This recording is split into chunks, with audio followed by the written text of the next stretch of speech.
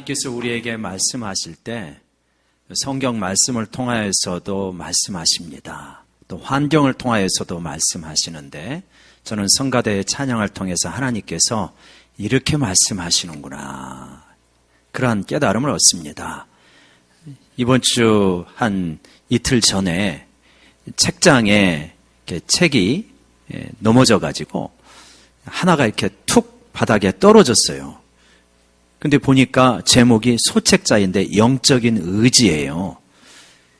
이게 수많은 책이 있는데 책을 이제 하나를 빼가지고 이게 넘어지면서 그게 툭 빠졌으니까 다른 책이 빠질 수도 있잖아요. 근데 왜 하필이면 영적인 의지냐는 거예요. 뭔가 하나님께서 말씀하실 게 혹시 있는 거 아니야? 그래서 이제 이렇게 살펴봤어요. 그런데 하나님께서 저에게 말씀하시기를, 네가 영적인 의지가 있느냐, 주님의 길을 진짜 따르려고 하는 그러한 단호한 결심과 의지가 있느냐, 아니면 조금 하다가 힘들면 신용만 하고 그냥 바로 지금 뒤로 물러서느냐. 우리 신앙의 길도 마찬가지다. 성가대가 찬양을 하면서 제가 그 장면이 떠올랐어요. 아, 하나님께서 이 두 개의 메시지를 통하여서 저와 우리 공동체에 말씀하시는구나. 너희는 주님의 길을 따르고자 하는 영적인 의지가 있느냐? 조금 그 길이 힘겹고 어렵다고 해서 그냥 포기하는 것이 아니라 세상에서 무엇인가를 성취하려면 정말 물불을 안 가리고 불철주야 씨름을 합니다. 근데 영적인 어떤 도상에서는 너무 쉽게 조금만 어려우면 주저앉아 버리는 그러한 연약한 영적인 의지가 아니라 어떠한 환난과 어려움이 있어도 굳게 주님이 가신 그 길을 따라가겠다고 하는 그러한 영적인 의지를 가질 수 있는 저희 모두가 되기를 원합니다. 우리 옆 사람 바라보면서 한번 도전합시다. 영적인 의지를 새롭게 합시다.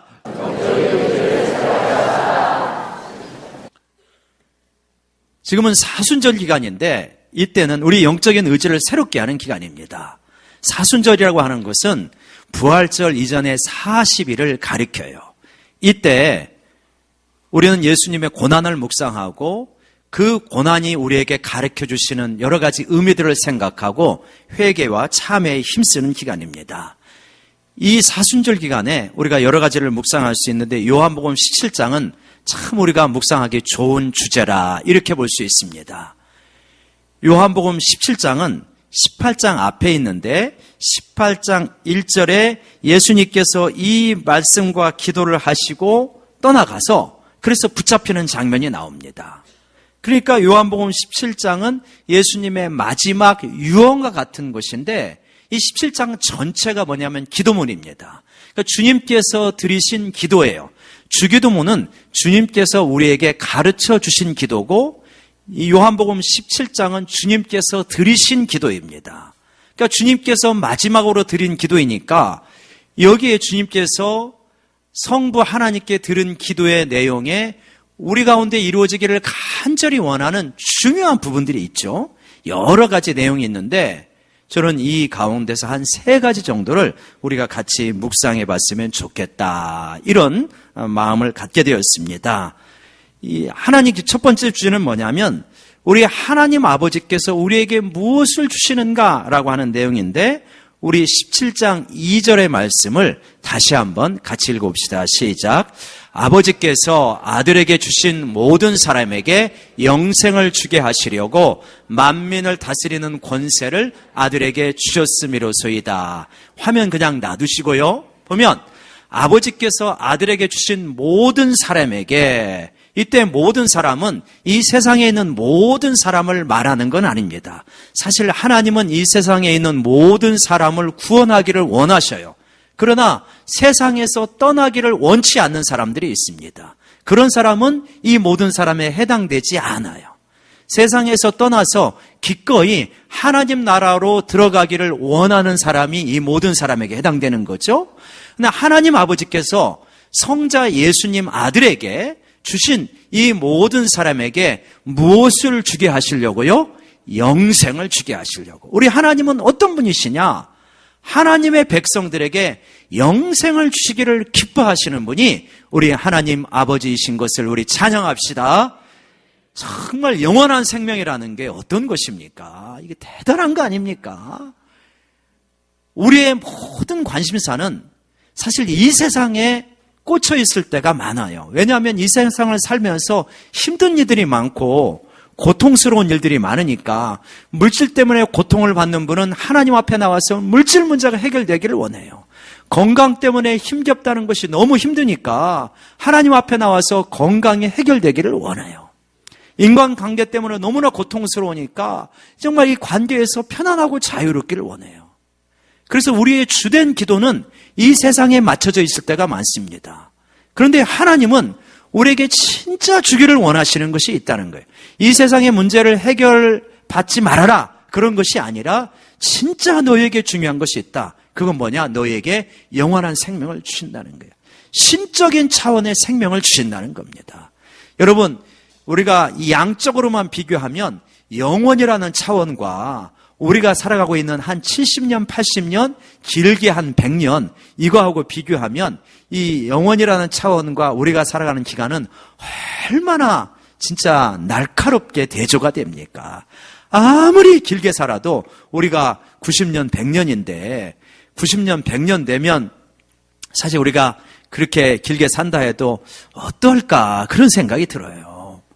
그렇게 큰 기쁨이나 또 어떤 영적인 성장이 있을까? 별로 그렇게 없을 수도 있다는 생각이 듭니다. 그런데 우리가 영원한 이러한 차원에 비교해서 우리의 삶을 대조해 보면 우리가 이 짧은 것에 너무나 많은 것을 매여가지고 진짜 중요한 이 영원한 차원의 삶이 결정되는 것을 소홀히 하고 있구나. 제가 존경하고 좋아하는 분이 계시는데 우리 교회도 한번 왔던 이 김진 선생님이라는 분인데 이분은 이제 서울대 의대를 나오고 정신과 의사인데 신학을 공부했죠. 근데 독신이세요. 그래서 왜 독신이냐 이렇게 이제 관심 있는 분들이 물어보면 자기가 이제 중학교 2학년 때 성경을 묵상하고 깊이 생각하다가 깨달았다는 거예요. 그리고 많이 울었다는 거예요. 뭘 울었냐 그랬더니 자기가 피조물인 것을 깨닫고 많이 울었다고 그래요. 그래가지고 이 영원한 차원에서 나는 지극히 짧은 인생을 살다가 갈 수밖에 없는 존재이구나. 그래서 나는 이 영원한 차원에서 하나님을 바라보면서 살아야 되겠다라고 결심을 했다고 그래요. 참 그래서 중학교 2학년이 그렇게 생각한다는 게 이게 참 쉽지 않은데 워낙 똑똑해서 그러기는 하겠지만 참 대단하다. 그래서 영원한 차원을 바라보면서 하나님께 대해서 살기 때문에 이 땅에서 한 사람만 사랑하면서 살아간다는 것은 나에게 좀 적절한 것이 아니고 또 그렇게 할 자신도 별로 없다. 그러면서 이제 독신으로 살기로 다짐을 하셨다고 뭐 그런 이야기를 하시는 걸 들은 적이 있습니다. 우리가 그 정도까지는 아니라 할지라도 영원한 차원의 생명을 가진 자라고 한다면 이 땅의 삶을 대하는 우리의 자세가 좀 달라질 수 있다. 이런 생각을 우리가 할 수밖에 없어요. 그런데 우리가 그 말씀을 다시 보시면 17장 2절의 말씀을 다시 보시면 우리에게 영생을 주게 하시려고 그런데 영생을 주게 하시려고 하는데 어떻게 그 영생을 주시냐면 이렇게 나와 있어요. 그 다음에 후반절에 보면 만민을 다스리는 권세를 아들에게 주셨음이로소이다. 그러면 영생이 어떻게 주어진다는 겁니까? 영생이 만물을 다스리는 아들의 권세, 그거를 인정하고 그 만물을 다스리는 권세 속에 들어가게 되어질 때 영생이 주어진다는 것입니다. 그러니까 주님의 다스리심, 만물을 다스리는 그 권세를 인정하고 그 다스림이 가장 훌륭하십니다. 그것을 인정하며 그 다스림 속에 기꺼이 복종하게 되어질 때 그때 우리에게 주어지는 것은 무엇이냐? 영원한 생명이다. 그러니까 다른 말로 말하면 피조물인 우리가 하나님과 예수 그리스도를 인정하지 않고 아무리 애를 쓴다고 할지라도 절대 영원한 것에 다다를 수 없다는 것입니다. 영원한 것은 신적인 차원의 것이고 신적인 차원의 것에 들어가려면 한 가지 길이 있다. 그분의 다스리심에 온전히 따라가는 것, 그러면 그 영원한 세계로 옮겨진다는 것입니다. 이게 놀라운 신비죠. 어떻게 얼마나 많은 사람들이 영원한 세계의 문을 열기를 원했습니까? 그리고 진시황은 수많은 이 동남 동료를 보내가지고 불로초를 찾아오라고 했지 않았습니까? 그게 뭐 어디가 있겠어요? 오늘날도 이제 그런 것도 우리 지난주에 박상한 원장님 와가지고 그런 말씀을 하셨지만 오늘날도 이미 어디엔가 이 우리의 유전자라든가 세포라든가 이런 거 다 떼놔가지고 어디에 보관되는 사람도 있을 것이고 또 우리 복제하려고 또 그러는 사람도 있을 것이고 또 어떤 사람은 냉동인간으로 들어간 사람도 있고 그러지 않습니까? 의술이 발달하면 나를 살려다오 뭐 이런 것도 있고 아무리 여러분 그런다 할지라도 이 영적인 세계, 이 영원한 세계에 들어갈 수 있겠습니까? 피조물인 이상 들어갈 수가 없게 되어 있는 것입니다. 그런데 유일한 길이 있다. 뭐냐? 예수님의 다스리심을 기꺼이 인정하고 그 세계에 들어가면 예수님께서 십자가와 부활을 통하여서 영원한 세계의 문을 활짝 열으신 겁니다. 그래서 우리가 그 십자가와 부활을 바라보고 예수님을 온전하게 인정하고 주님의 다스리심에 들어가면 이 땅에서부터 천국이 시작되고 이 땅에서부터 신적인 생명을 우리가 맛보며 누리며 살아가게 되는 줄로 믿으시기 바랍니다. 그래서 영생은 뭐냐? 그분의 다스리심에 들어가시는 거예요. 또 영생은 뭐냐? 3절에 이렇게 말하고 있습니다. 우리 3절 말씀 같이 읽어볼까요? 시작. 영생은 곧 유일하신 참 하나님과 그가 보내신 자 예수 그리스도를 아는 것입니다. 영생은 무엇입니까? 유일하신 하나님, 그분이 보내신 독생자 유일하신 아들 예수 그리스도를 아는 거예요. 안다는 건 뭐냐면 그분과 관계를 맺는 것입니다. 예수님이 얼마나 좋으신 분이고 얼마나 훌륭하신 분이고 얼마나 능력이 많으신 분이고 그분이 또 나를 얼마나 사랑하시는가 그것을 알게 되는 거예요. 그분을 알면 그분과 관계를 맺고 그분과 관계를 맺으면 그분에게 기꺼이 복종할 수밖에 없는 것입니다.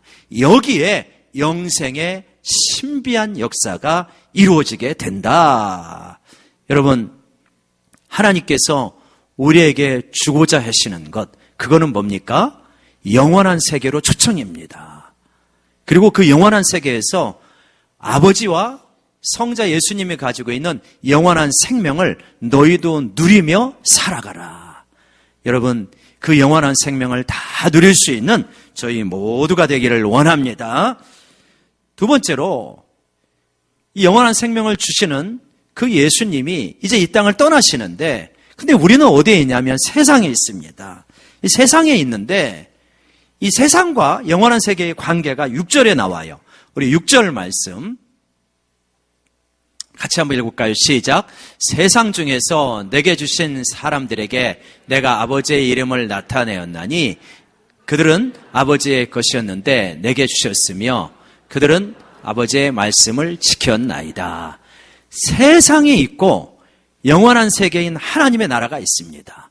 그러니까 우리가 어디에서부터 어디로 이동을 하게 돼요. 구원이라고 하는 것은 그건 어디서부터 이동을 하냐면 세상 중에서 세상에서 떠나서 아버지의 나라로 이동하는 것입니다. 이게 어떤 지구라고 하는 행성을 떠나서 다른 행성으로 간다는 의미가 아니라 지구라고 하는 동일한 공간 속에 있지만 세상이라고 하는 이 시대의 어떤 특징, 가치관, 문화 이 모든 것에부터 벗어나서 하나님 나라의 어떤 소속으로 바뀌어지는 것이다. 지금 그거를 말씀하고 있는 거죠. 그렇기 때문에 우리는 이 세상에서 떠나서 하나님의 나라로 옮겨지게 되는데 근데 그러면 우리가 이 나라에 있지만 이 세상에 속해 있지만 하나님 나라에 또 정신적으로 영적으로 가치관의 모든 측면들이 속해 있기 때문에 이 세상에서는 어떤 사람이 되냐면 이방인과 같이 될 수밖에 없습니다. 이방인이 되고 이 세상에서는 미움을 받게 되어 있어요. 그게 14절에서 하시는 말씀입니다. 우리 14절 말씀 같이 한번 읽읍시다. 시작. 내가 아버지의 말씀을 그들에게 주었사오매 세상이 그들을 미워하였사오니 이는 내가 세상에 속하지 아니함 같이 그들도 세상에 속하지 아니함으로 인함이니이다. 이게 우리 존재의 어떤 이중성과 같은 것이죠. 우리는 육체적으로나 신분적으로나 먹고 사는 일이나 다 이 세상에서 합니다. 그런데 가치관이나 목적이나 우리에게 기쁨과 의미를 주는 것은 이 세상과는 좀 다른 차원이라는 거예요. 그 세상에 속하지 않은 거예요. 그러다 보니까 세상으로부터 무엇을 받게 되냐? 미움을 받게 된다는 것입니다.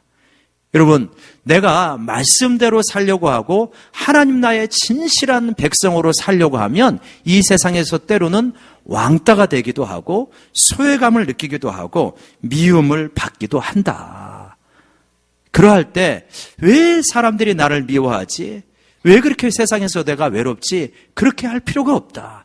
그것이 굉장히 자연스러운 과정이다. 근데 이때 오해하면 안 되죠. 우리가 세상에 들어가서 세상 사람들보다 게으르거나 부정직하거나 인간관계가 미숙하거나 그래가지고 미움을 받는데 내가 복음 때문에 미움을 받는다. 그러면 진짜 큰일 나는 거죠.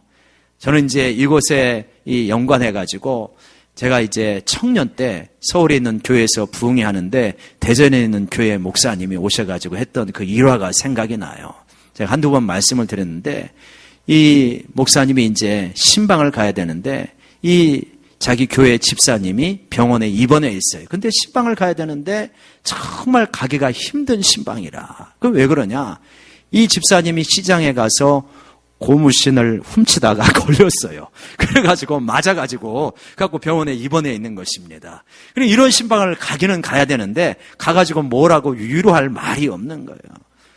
여러분 그러지 않겠습니까? 우리 성도님들 가운데는 그런 분이 없는 것이 너무 감사합니다. 근데 아무튼 이제 목사님이 그래도 이제 어떻게 합니까? 가야죠, 양이니까. 그래서 갔는데 가가지고 이제 위로를 하면서 얼마나 집사님이 힘드시냐고 참 이렇게 얼마나 아프시냐 그러면서 이제 위로를 하는데 이 집사님이 그때 하시는 말이 뭘요? 예수님은 십자가도 지셨는데 뭐 괜찮죠? 그렇게 이야기를 해가지고 도대체 이 목사님이 그 다음에 뭐라고 대응을 해야 될지 할 말이 없어가지고 예수님의 십자가 진 거하고 자기가 고무신 훔치다 맞은 거하고 무슨 상관이 있냐는 거예요. 이런 고난은 고난이 아니죠. 이거는 자기가 자초한 것이고 지금 이 세상에서 너희가 미움을 받는 것은 이런 차원이 아니다. 이런 차원이 아니라 복음대로 살려고 하다 보니까 세상에서 소외감을 느끼고 미움을 받는 그런 거를 말하는 것입니다.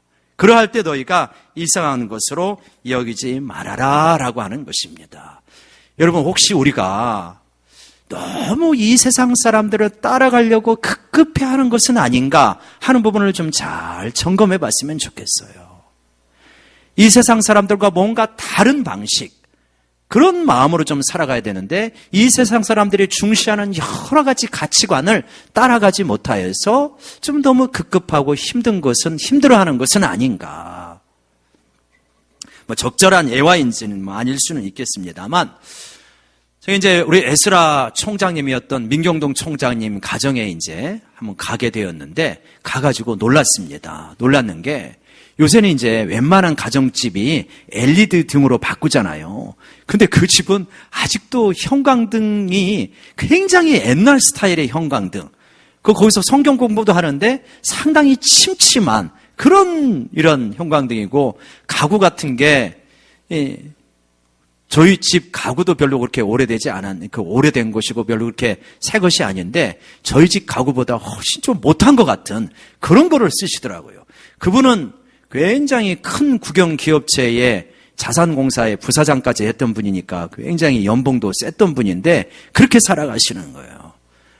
그래가지고 제가 이제 그 모습을 바라보면서 그런 생각을 했습니다. 저희도 이제 옛날에 저희가 쓰던 식탁이 있었는데 그 식탁 우리 성도님이 이제 혹시 버릴까 하는 걸 이제 저희가 아이고 멀쩡하다고 이렇게 잘 가지고 와서 샀는데 저희 딸이 그게 영 못마땅했던 모양이에요. 그래가지고 어느 날 아빠 카드를 가져가가지고 지가 그냥 식탁을 주문해가지고 지 돈으로 산 것도 아니고 그래가지고 그냥 그걸 멀쩡한 식탁을 갖다 버리고 그걸 갖다 놓은 거예요. 그래가지고 아니 그게 멀쩡한 걸 왜 버리냐 아직도 충분히 5년 10년은 더 쓸만한데 그랬더니 아니라는 게 이제 새로워져야 된다는 거예요. 그래가지고 그런 적이 있는데 너무 세상을 따라가는 것이 아닌가 혼자서 그렇게 생각을 했습니다. 여러 가지가 있죠.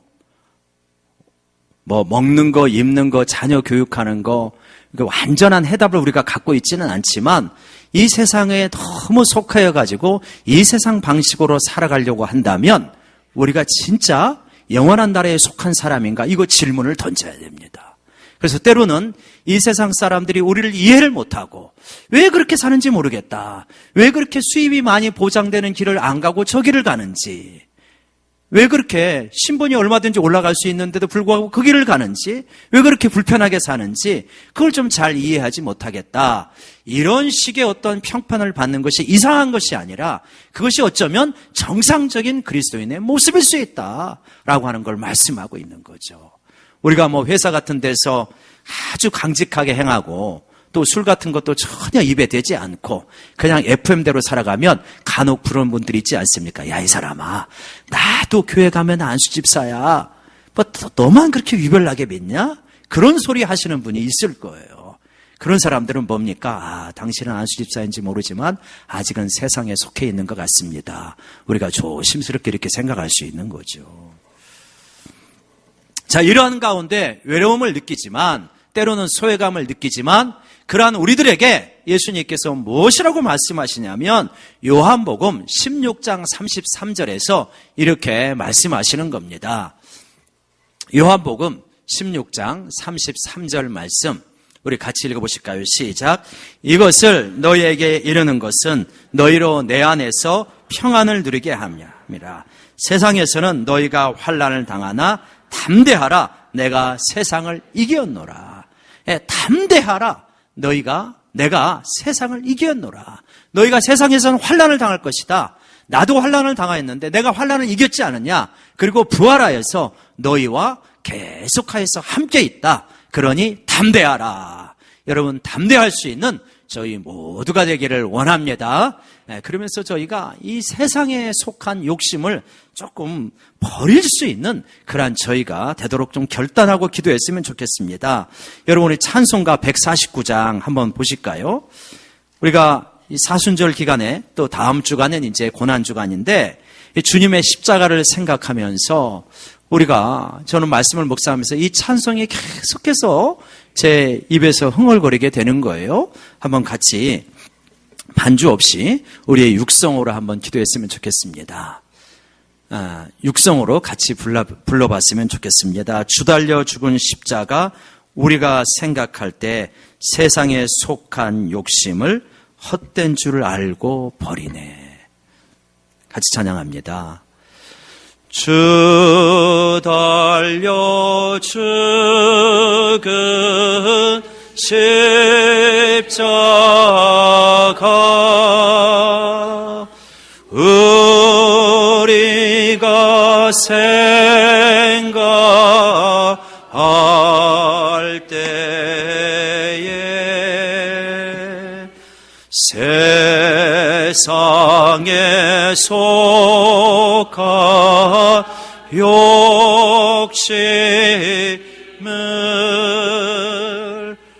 헛된 줄 알고 한 번만 더 해봅시다. 1절입니다. 주 달려 죽은 십자가, 우리가 생각할 때에 세상에 속한 욕심을 헛된 줄 알고 버리네. 아멘. 우리 하나님 앞에 깊이 기도하시면서 세상에 속한 욕심을 헛된 것인 줄 알고 십자가에 못 박을 수 있는 그러한 저희 모두가 되기를 원합니다. 여러 가지 우리가 바라는 것들이 이루어질 때 기쁨이 있습니다. 그런데 그런 것들을 이런 건 세상에 속한 것이구나. 이루어지면 좋겠지만 안 이루어져도 기꺼이 내려놔야 되겠다. 이렇게 되어질 때 우리에게 어떤 그 위로가 있어야 됩니다. 이 세상 것하고 비교할 수 없는 어떤 신령한 차원의 기쁨이 있어야 돼요. 그 기쁨이 있습니다. 그게 주님을 따라갈 때 우리 가운데 우리 개인적으로 하나님께 주시는 신령한 기쁨과 평안이 있고요. 또 하나의 중요한 기쁨이 원천이 있어요. 그게 뭐냐면 공동체라고 말씀하십니다. 세상에 속하지 않은 우리끼리는 어떻게 해야 되는가? 이 세상에서 소외되었는데 교회에 와서도 소외되면 우리는 신앙생활을 해나가기가 너무 어려운 거예요. 이게 아주 중요한 포인트입니다. 이 기도에. 그래서 주님께서는 이 대제사장적 기도, 이 기도를 하시면서 우리가 하나가 되기를 간절히 기도하시는 장면들이 여러 번 나옵니다. 11절 말씀 우리 같이 한번 읽어보실까요? 요한복음 17장 11절 말씀이요. 시작. 나는 세상에 더 있지 아니하오나 그들은 세상에 있사옵고 나는 아버지께로 가옵나오니 거룩하신 아버지여 내게 주신 아버지의 이름으로 그들을 보존하사 우리와 같이 그들도 하나가 되게 하옵소서. 성부 하나님과 성자 예수님이 하나가 되었듯이 저들도 제자들을 통해서 믿게 되는 이들도 하나가 되게 하옵소서. 이 기도를 간절하게 드리셔요. 여러 번 반복하여 드리셔요. 얼마나 중요한지 몰라요. 그러나 사도행전과 고린도전서와 서신서를 통해서 보면 이 하나가 되는 것이 그렇게 쉽지 않다는 걸 알 수 있어요. 사도행전도 매일 구제를 둘러싸고 헬라파하고 히브리파 과부들 사이에 갈등과 다툼이 생기게 되어집니다. 고린도 교회는 바울파, 아볼로파, 게바파, 그리스도파, 파가 나뉘어가지고 갈등하고 있어요. 오늘날 우리 한국 교회나 혹은 세계 교회사에 보면 얼마나 파가 많이 분열되어 있는지 몰라요. 그러니까 예수님의 이 간절한 기도가 이 정말 간절한데도 불구하고 이 현실적으로 그렇게 잘 이루고 있지 않다 하는 걸 안타까운 가운데서 바라볼 수밖에 없어요. 심지어는 예수님을 믿는 가정에서도 하나 되기가 쉽지 않잖아요. 예수 믿는 사람들이 모여 있을 때 그렇게 쉽지가 않습니다. 이게 우리의 큰 과제이죠. 우리 주님께서 우리에게 주신 신앙생활을 잘할 수 있는 원동력 중에 하나가 뭐냐면 공동체인데 오히려 그 공동체가 우리 신앙의 발목을 잡아요. 왜 그럴까? 굉장히 많은 이유가 있을 것입니다. 그리고 대책은 무엇일까? 그 이유와 원인에 따른 여러 가지 대안들과 훈련들이 있을 것입니다. 참 이런 부분을 생각하면서 저 자신도 바라보면서 이래야 되겠구나 하는 것들이 있어요. 그 첫 번째가 무엇이냐면 저도 이제 목회를 이렇게 쭉 가보면서 또 앞날에 대해서도 생각도 하지만 지난날에 대해서도 생각을 많이 하는데 참 내가 미숙하구나 연약하구나 하는 부분들이 있어요. 그러니까 우리들은 먼저 우리 자신에 대해서도 상대방에 대해서도 좀 더 관용을 보이는 자세가 필요하다. 왜냐? 우리들은 서로 뭐하고 있냐? 성장해가는 과정 가운데 있다. 마치 지금 현재의 모습이 전부인 것처럼 생각하지 말고 그러한 미숙한 모습들. 그래서 생각해봐요. 만약에 제가 하나님 앞에 너무 미숙한 모습을 보이고 있을 때 그때 주님께서 오셨다고 한다면 진짜 부끄러웠겠다. 그러지 않겠습니까? 근데 주님께서 우리에게 한량없는 긍휼을 베푸시고 기다려주시는 거예요. 그런데 우리는 우리의 욕심 때문에 우리의 기준 때문에 상대방에 대해서 인내하고 관용하는 자세가 굉장히 조금 약하구나. 제 자신이 그래요. 제 자신이 상당히 약하구나. 기다려주는 마음이 넓은 마음이 상당히 부족하구나.